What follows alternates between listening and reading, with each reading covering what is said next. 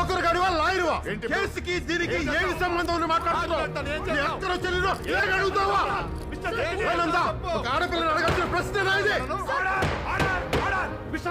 నువ్వు రౌడీవా లాయర్వా? కొట్టాలా? అసలు నేను కొట్టడం పెద్ద లెక్క కాదా? మడతేసి మరీ కొడతా.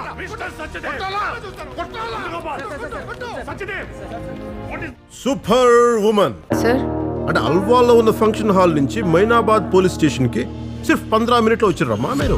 సార్ అంత పెద్ద సంఘటన జరిగింది కదా అని ఏదైతే అయిందని జెట్ స్పీడ్ లో వచ్చేసిన సార్. వాహ్ రైట్ నందాజీ, ఇలాంటి ఆడవాళ్ళు సమాజానికి చాలా ప్రమాదకరం.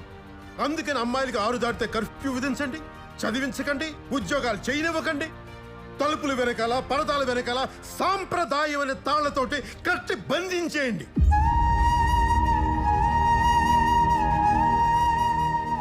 అమ్మాయిగా పుట్టినందుకు 6 దాటితే బయటికి వెళ్లే హక్కు లేదు, రోడ్డు మీద ఒంటరిగా తిరిగే హక్కు లేదు.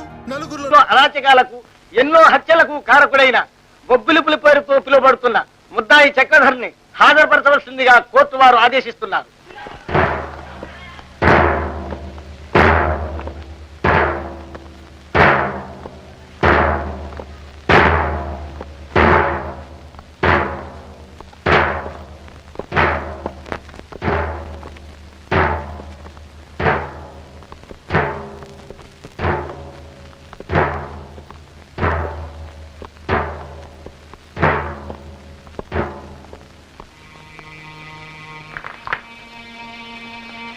దేవుడి మీద ప్రమాణం చేసి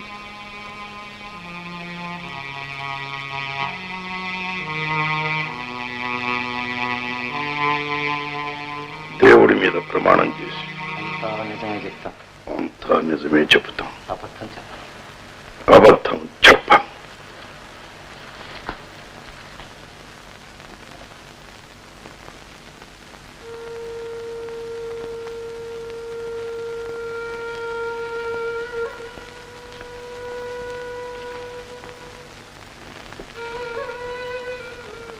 మీ పేరు? బొబ్బిలి పులి. అసలు పేరు? బొబ్బిలి పులి. ఇదివరకు 2 సార్లు కోర్టులో హాజరైనప్పుడు మీ పేరు చక్రధర్ అన్నట్టు గుర్తు. ఆ కోర్టులతోనూ ఆ తీర్పులతోనూ ఆ చక్రధర్ ఆనాడే చచ్చిపోయాడు. మనిషిగా చచ్చిపోయాడా? మానసికంగా చచ్చిపోయాడు. కారణం?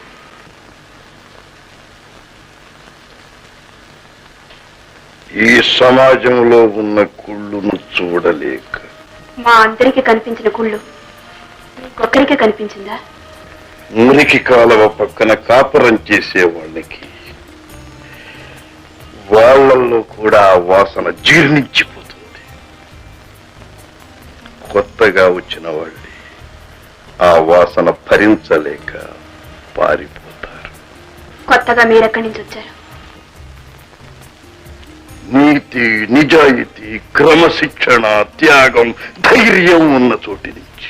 ఇవన్నీ సమాజంలో లేదు కాబట్టి మీరు బొబ్బులిపులిగా మారి మీ ఇష్టం ఉన్న వాళ్ళందరినీ చంపేశారన్నమాట. ఇష్టం ఉన్న వాళ్ళను కాదు, దేశానికి నష్టం తెస్తున్న వాళ్ళ. ఆ నష్టం దేశానికి మీ వల్లే కలిగిందని మేము అనుకుంటున్నాం. కాబట్టే నన్ను బోనెక్కించారని నేను అనుకుంటున్నా. చక్కెర ఫ్యాక్టరీ ఓనర్ రాజనాల గారిని చంపింది మీరేనా? అవును. సిమెంట్ ఫ్యాక్టరీ భాగస్తులు భీమరాజు గారిని చంపింది కూడా మీరేనా? వాడి కేసును తప్పుదారి పట్టించిన ఇన్స్పెక్టర్ నాయుణ్ణి చంపింది నేనే. ఏ తప్పుడు కేసు వచ్చినా భుజాన వేసుకుని మోసే లాయర్ కృష్ణమూర్తిని చంపింది కూడా నేనే. హాస్పిటల్లో చేరకుండానే చేరాలని తప్పుడు సాక్ష్యం చెప్పిన డాక్టర్ వెంకటేశ్ను చంపింది కూడా నేనే. సిస్టర్ అన్న పదానికి మచ్చ తెచ్చిన ఆ నర్సును చంపింది నేనే. నా చెల్లెలి జీవితాన్ని నాశనం చేసిన ఆ దుర్మార్గుణ్ణి చంపింది కూడా నేనే. వాడి బాబుని కూడా చంపాలని ప్రయత్నించింది నేనే. దేశద్రోహి అయిన నా కన్న తండ్రిని చంపుకున్నది కూడా అంటే ఈ హత్యలన్నీ మీరే చేశారా? నేనే నేనే నేనే. ఎన్నిసార్లు చెప్పమంటారు? ఇన్ని చేసి మీరు సాధించింది ఏమిటి? మీరు సాధించలేనిది.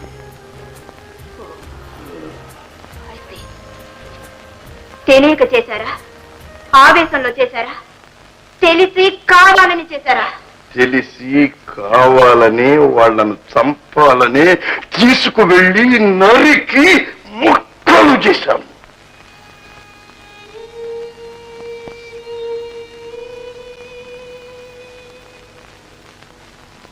యువర్ ఆనర్, పొప్పులు పులిగా ముద్రపడిన మేజర్ చక్రధర్ అనబడే ముద్దాయి ఈ హత్యలన్నీ కోరి కావాలని కక్షతో ఏదో సాధించాలనే పట్టుదలతో చేశానని కోర్టు వారి ముందు తనకు తానే ఒప్పుకుంటున్నాడు.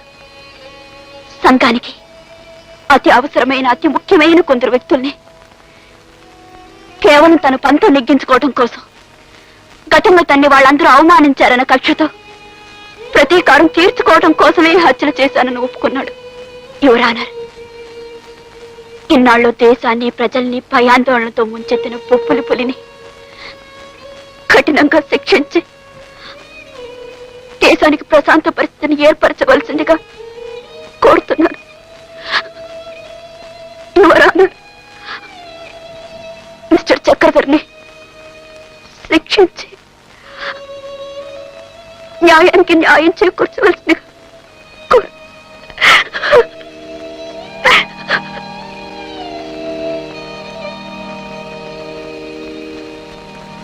ఒక్క నిమిషం నాకు అవకాశం ఇవ్వగలరా? ఎస్.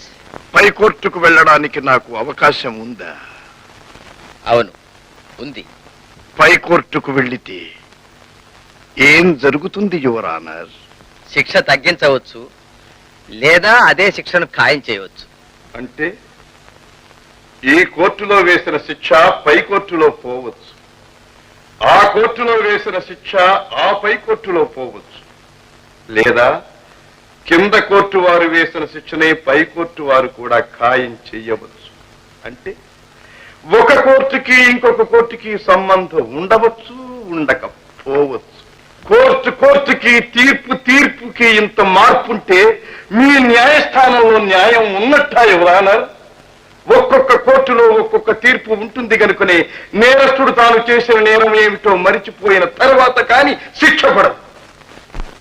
తెలివిగల పబ్లిక్ ప్రాసిక్యూటర్ గారు రాజాలను చంపావా, భీమరాజును చంపావా అని అడిగారే కానీ వాళ్ళని ఎందుకు చంపావు అని ఎందుకు అడగలేదు యువర్ ఆనర్? ఓహో, అంటే కాగితాలేనా మీకు ఆధారం? Your honour, just a minute, మీరు జడ్జి అని మర్చిపోండి, ఇది న్యాయస్థానం అని మర్చిపోండి. మామూలు మనిషిగా, హృదయం ఉన్న మనిషిగా ఆలోచించండి యువర్ ఆనర్. నేను చంపిన వాళ్ళందరూ కూడా వాళ్ళ యొక్క వ్యక్తిగత జీవితాలు, చరిత్ర పుట్టలు తిరగవేసి చూడండి. నేను విధించిన శిక్షకు వాళ్ళు అర్హులో కారో మీరే తేల్చి చెప్పండి యువర్ ఆనర్. అదంతా కేవలం వ్యక్తిగతం.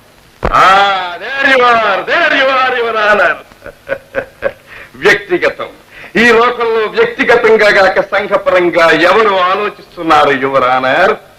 ప్రతి వ్యక్తి తనకు కావలసిందేదో అది సాధించటం కోసం, తన స్వార్థం కోసం తన అడ్డును తొలగించుకోవటానికి ప్రయత్నిస్తాడు. ప్రభుత్వం కళ్ళు మూసేస్తాడు, న్యాయస్థానం కళ్ళు కప్పేస్తాడు, న్యాయం కాపాడవలసిన కొందరిని డబ్బుతో కొనేస్తాడు. అందుకే ఆ నేరస్తుల్ని నా చేతులతో నేనే స్వయంగా చంపాను. కానీ you should not take law into your hands. చట్టాన్ని, ప్రభుత్వాన్ని నీ చేతుల్లోకి తీసుకోకూడదు అంటారు మీరు. మీ న్యాయస్థానానికి కావలసింది సాక్ష్యాలు, ఆధారాలు.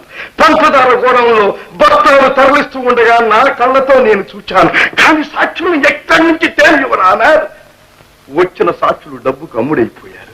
అలాగే రోడ్డు మీద, నడి రోడ్డు మీద మనుషుల మీద కారు పోతూ ఉండగా, వాళ్ళు చచ్చిపోతూ ఉండగా నేను నా కళ్ళతో చూచాను. దానికి ఉన్నది రెండు సాక్ష్యాలు. ఒకటి నేను, రెండు ఆ భగవంతుడు. ఆ భగవంతుడున్నాడో లేడో తెలియదు. ఉన్నా ఇక్కడికి రాడు, రాలేడు. ఉన్న ఒక్కడిని నేను వచ్చాను. కానీ ఏం లాభం? నా నిజాయితీని, నిజాన్ని మీ టేబుల్ మీద ఉన్న కాగితాలు, సర్టిఫికెట్లు మూసేశాయి. హంతకులు ఎవరో కోర్టుకు తెలియదు, నాకు తెలుసు. తెలిసిన దానికి ఆధారాలు లేవు. ఆధారాలు లేదే మీరు శిక్షించలేరు. కాబట్టి మీరు విధించలేని శిక్షల్ని నా ఆత్మసాక్షి ఆధారంగా న్యాయస్థానాల పరువు, ప్రతిష్టలు కాపాడటం కోసం నేనే విధించాను. నేనే విధించాను. ఓకే ఓకే యువర్ ఆనర్, మీరిచ్చే తీర్పును, మీరు వేసే శిక్షను అనుభవించడానికి నేను సిద్ధంగా ఉన్నాను. కానీ ఆఖరుసారిగా మిమ్మల్ని ఒకే ఒక మాట అడుగుతాను. నాకెందుకు ఈ ఉరిశిక్ష విధించారు? మనుషుల్ని చంపినందుకు. ఓ, మనుషుల్ని చంపితే ఉరిశిక్ష వేస్తారు కదూ.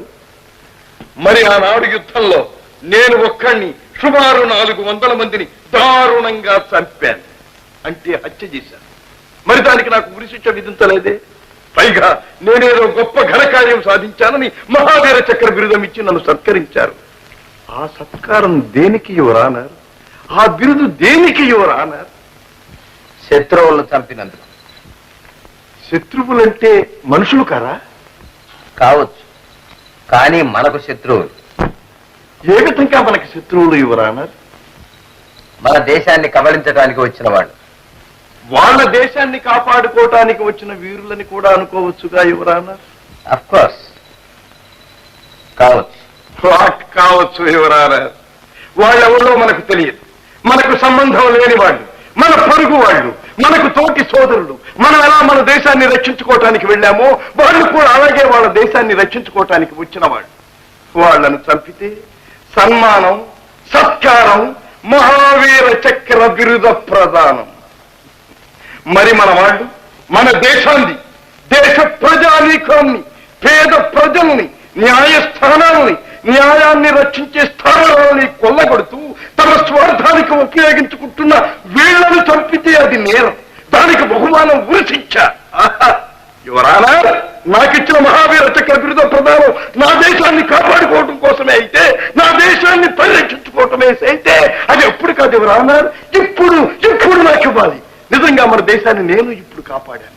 వాళ్ళు మన దేశానికే శత్రువులు, వీళ్ళ మన దేశాభ్యుదయానికే శత్రువులు. వాళ్ళు ముందుకు వచ్చి తుపాకులతో పోరాడారు, వీళ్ళు వెనక్కి వచ్చి వెన్నుపోటు పొడిచారు. వాళ్ళలో నిజాయితీ ఉంది, వీళ్ళలో పుళ్ళు ఉంది. వాళ్ళను చంపితే సన్మానం, సత్కారం, వీళ్ళను చంపితే ఉరిశిక్ష. ఇదే మీ చట్టమైతే మీకు, మీ చట్టానికి కోటి వందనాలు.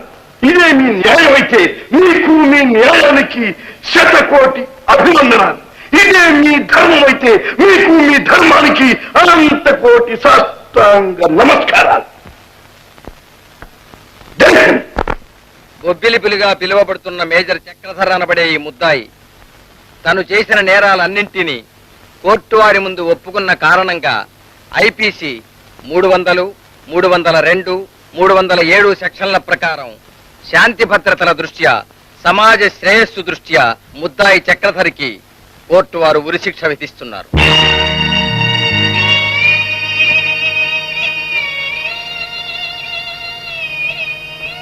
నేరాలన్నీ తనకు తానే స్వయంగా చేశానని ఒప్పుకున్న కారణంగా శిక్ష తగ్గింపు కోసం పైకోర్టుకి అప్పీల్ చేసుకోవడానికి ముద్దాయికి అవకాశం కూడా కలుగజేస్తున్నారు. అసత్యానికి నాలుక కోసి, అధర్మానికి చేతులు నరికై, అన్యాయానికి అక్రమానికి కాళ్ళు చేతులు తీసై, రాజ్యాన్ని స్వరాజ్యాన్ని దోచేసి మసి పూసేసి కనుమూసేసే దేశద్రోహులను